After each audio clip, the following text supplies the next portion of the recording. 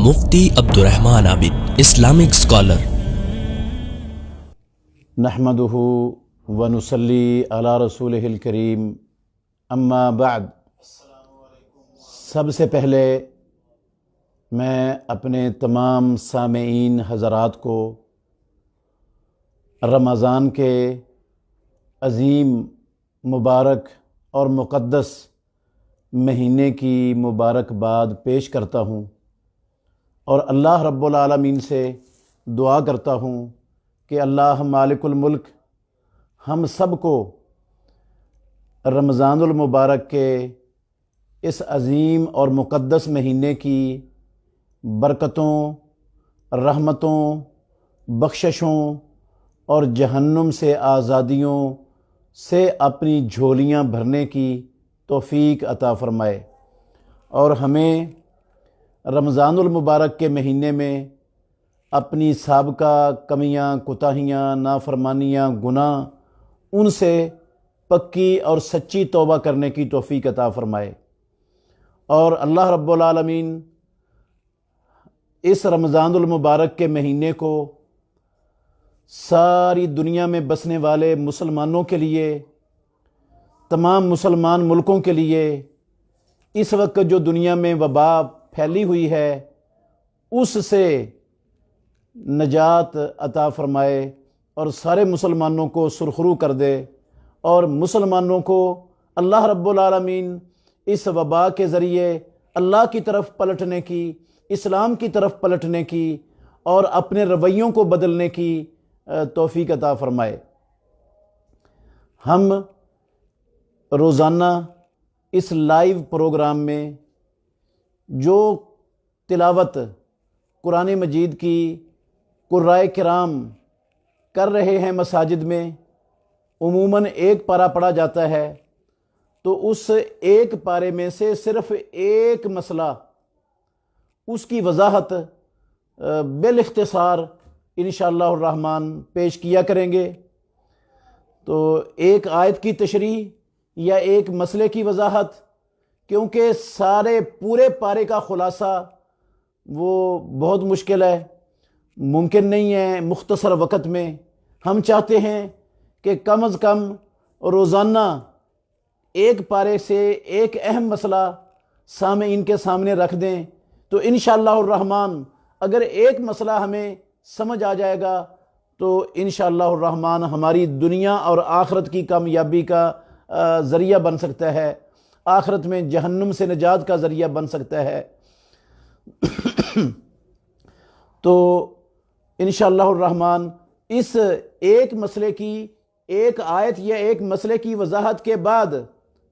ہم آپ سامعین حضرات کو ہر روز موقع دیں گے، آپ اپنے ضروری اور اہم ترین سوال انشاءاللہ الرحمن اس پروگرام کے اندر پوچھ سکیں گے، کتاب اللہ اور سنت رسول اللہ صلی اللہ علیہ وسلم کی دلیل کے ساتھ انشاءاللہ الرحمن آپ کے سوالوں کا جواب دینے کی پوری کوشش کریں گے۔ تو آج کی پہلے پارے میں سے ایک آیت اللہ رب العالمین نے فرمایا، یہ 63 نمبر آیت ہے سورہ بقرہ کی، پہلا پارہ ہے۔ اس سے بھی پہلے سورہ بقرہ قرآن مجید کی ان 7 سب سے بڑی سورتوں میں سے ایک ہے جن کے متعلق امام الانبیاء محمد الرسول اللہ صلی اللہ علیہ وسلم نے فرمایا کہ جس نے ان 7 سورتوں کو حاصل کر لیا، ان کو پڑھ لیا، ان کو سمجھ لیا، ان 7 لمبی صورتوں کو، سب سے لمبی صورتوں کو قرآن مجید کی کو، وہ بہت بڑا عالم دین بن گیا۔ اس قدر یہ اہمیت والی صورتیں ہیں۔ اللہ رب العالمین نے عقائد کے، معاملات کے، معیشت کے، معاشرت کے، دنیا اور آخرت کی کامیابی کے جو بڑے بڑے اہم احکام اور مسائل ہیں، ان 7 صورتوں کے اندر اللہ رب العالمین نے بیان فرمائے ہیں۔ تو اسی لیے محمد الرسول اللہ صلی اللہ علیہ وسلم نے فرمایا، جو اس کو یاد کر لے گا ان 7 صورتوں کو، جن میں سورہ بقرہ بھی ہے، وہ بڑا عالم دین بن جائے گا۔ اور پیارے پیغمبر محمد الرسول اللہ صلی اللہ علیہ وسلم نے سورہ بقرہ کے متعلق فرمایا کہ سنام القرآن، یہ سورہ بقرہ قرآن مجید کی کوہان ہے۔ کوہان، ہر چیز کی کوہان ہوتی ہے، بلندی ہوتی ہے، تو یہ سورہ بقرہ قرآن مجید کی کوہان ہے۔ اور یہ بھی فرمایا رسول اللہ صلی اللہ علیہ وآلہ وسلم نے کہ اپنے گھروں میں، اپنے گھروں کو قبرستان، مقبرے نہ بناؤ، اپنے گھروں میں سورہ بقرہ کی تلاوت کرو، کیونکہ جس گھر میں سورہ بقرہ کی تلاوت کی جاتی ہے اس گھر کے قریب بھی شیاطین نہیں آتے۔ اور ایک روایت میں، مسلم شریف کی روایت میں یہ لفظ ہیں، آپ صلی اللہ علیہ وسلم نے فرمایا کہ جس گھر میں سورہ بقرہ کی تلاوت کی جاتی ہے اس گھر سے شیطان بھاگ جاتا ہے۔ اور امام الانبیاء محمد الرسول اللہ کا یہ بھی فرمان ہے، اقرؤوا الزہراوین، تم دو نہایت اور خوب روشن صورتوں کو پڑھو، سورۃ البقرہ و آل عمران، ایک سورہ بقرہ ہے اور دوسری سورہ آل عمران ہے۔ امام الانبیاء نے کہا فَإِنَّهُمَا یاتیان یوم القیامہ، قیامت کے دن یہ دونوں صورتیں اس حالت میں آئیں گی جیسے یہ دو بادلیاں ہوتی ہیں یا دو جو ہے نا وہ پرندوں کے جھنڈ ہوتے ہیں، اس طرح آئیں گی اپنے پڑھنے والے کے لیے، اور اللہ رب العالمین کے سامنے جھگڑا کریں گی اپنے پڑھنے والے کے لیے، اس کو بچانے کے لیے۔ تو جس نے سورہ بقرہ کو حاصل کر لیا، اس کو پڑھ لیا، اس کو سمجھ لیا، یہ اس کے لیے خیر نفع کا باعث بن جائے گی، اور جس نے اس کو چھوڑ دیا اس کے لیے حسرت، ندامت اور شرمندگی کا سبب بن جائے گی۔ تو سورہ بقرہ قرآن مجید کی فضیلت والی بڑی بڑی صورتوں میں سے ایک ہے۔ ہمیں اس کو سیکھنا بھی چاہیے، اپنے بچوں کو بھی سکھانا چاہیے، اور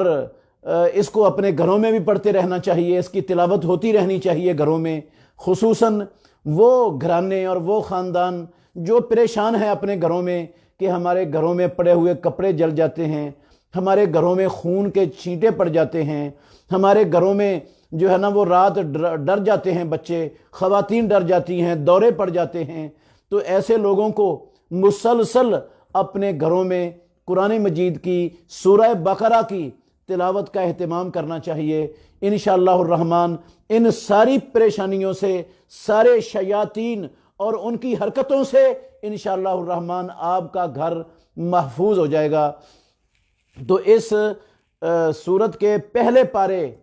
کی ایک آیت، اس کی صرف وضاحت کرنا چاہتا ہوں۔ اللہ رب العالمین فرماتے ہیں، یہ 63 نمبر آیت ہے سورہ بقرہ کی، جس سے بعض لوگ استدلال کرتے ہیں کہ یہودی، عیسائی اور سابعی، یہ سب کے سب لوگ اگر اپنے اپنے دینوں پر رہیں اور اپنے اپنے دینوں پر رہ کر نیک عمل کریں تو وہ بھی نجات پا جائیں گے۔ اس آیت سے بعض لوگ یہ استدلال کرتے ہیں، لیکن یہ استدلال ان کا 100% غلط ہے اور باطل استدلال ہے۔ یہ استدلال منکرین حدیث کا ہے۔ میں اس آیت کی وضاحت بھی کرتا ہوں اور اس استدلال کے غلط اور باطل ہونے کی وجہ بھی بتاتا ہوں۔ پہلے اس کے باطل ہونے کی وجہ آپ یہ ذہن میں رکھ لیں کہ تورات میں بھی اور انجیل کے اندر بھی اللہ رب العالمین نے محمد الرسول اللہ صلی اللہ علیہ وسلم کی صفات بیان کی ہوئی ہیں، آپ کا نام بھی ذکر کیا گیا ہے۔ یقینی بات ہے اور یہ بالکل ظاہر ہے کہ وہ اصلی کتابیں جو اللہ رب العالمین نے موسیٰ اور عیسیٰ علیہ السلام پر اتاری تھیں، وہ تو ان کی زندگیوں میں ہی ان لوگوں نے، یہود و نصارہ نے، بنی اسرائیل نے ان میں تحریف کر ڈالی تھی، اور آج تو ان کتابوں کا، اصل کتابوں کا نام و نشان بھی موجود نہیں ہے، ان کے ترجمے کر کر کے ان کی حقیقت کو ہی بدل دیا گیا ہے۔ محمد الرسول اللہ صلی اللہ علیہ وسلم کے نام جو موجود تھے ناموں کا حقیقت میں حالانکہ ترجمہ نہیں ہوتا، ان ناموں کا بھی ان ظالموں نے نام بدل کر ترجمہ پیش کر دیا ہے۔ محمد رسول اللہ صلی اللہ علیہ وسلم کو فارق لیت کے نام سے ذکر کر دیا تاکہ عوام الناس کو، عام لوگوں کو سمجھ ہی نہ آئے کہ فارق لیت کیا چیز ہے، تو ناموں کے بھی انہوں نے ترجمے کر دیے۔ اس کے باوجود یہ محرف شدہ، تحریف شدہ کتب، ان کے اندر آج بھی محمد الرسول اللہ صلی اللہ علیہ وسلم کو پر ایمان لانے کا حکم یہود و نصارہ کے لیے موجود ہے، آج بھی موجود ہے۔ تو جو محمد الرسول اللہ صلی اللہ علیہ وسلم کی بعثت کے بعد محمد الرسول اللہ صلی اللہ علیہ وسلم کو نبی نہیں مانتا، آپ پر ایمان نہیں لاتا، وہ نہ تو تورات کو مانتا ہے اور نہ انجیل کو مانتا ہے۔ اس کا تو تورات اور انجیل پر ایمان ہی نہیں ہے، تو بندہ کامیاب کیسے ہو جائے گا، نجات کیسے پا جائے گا؟ نہ وہ تورات پر کو مانتا ہے، نہ انجیل کو مانتا ہے، نہ محمد الرسول اللہ صلی اللہ علیہ وسلم پر ایمان لاتا ہے، تو نجات کیسے پائے گا وہ؟ قرآن مجید میں اللہ رب العالمین نے فرمایا کہ ان الدین عند اللہ الاسلام، دین اللہ رب العالمین کے ہاں وہ اسلام ہے، اور اللہ نے اسلام محمد الرسول اللہ صلی اللہ علیہ وسلم کی زندگی میں مکمل فرمایا ہے، آپ کی زندگی میں مکمل ہوا ہے وہ اسلام، اور فرمایا وَمَن يَبْتَغِ غَيْرَ الْإِسْلَامِ دِينًا فَلَن يُقْبَلَ مِنْهُ وَهُوَ فِي الْآخِرَةِ مِنَ الْخَاسِرِينَ، جو دین کے علاوہ کسی اور چیز کو اختیار کرے گا، اسلام کے علاوہ کسی اور چیز کو دین بنائے گا، وہ ہرگز اس سے قبول نہیں کیا جائے گا، اور وہ آخرت میں خسارہ پانے والوں میں سے ہوگا۔ اور پیارے پیغمبر محمد الرسول اللہ صلی اللہ علیہ وسلم نے فرمایا لا یسمع بی احد من هذه الامت یہودی او نصرانی، اس امت کا کوئی فرد میرے محمد الرسول اللہ صلی اللہ علیہ وسلم کے بارے میں جو بھی سنے گا، یہودی ہو چاہے عیسائی ہو، پھر وہ مجھ پر ایمان نہ لائے، مجھے اب نبی تسلیم نہ کرے، تو وہ بندہ جہنمی ہوگا، آگ میں جائے گا۔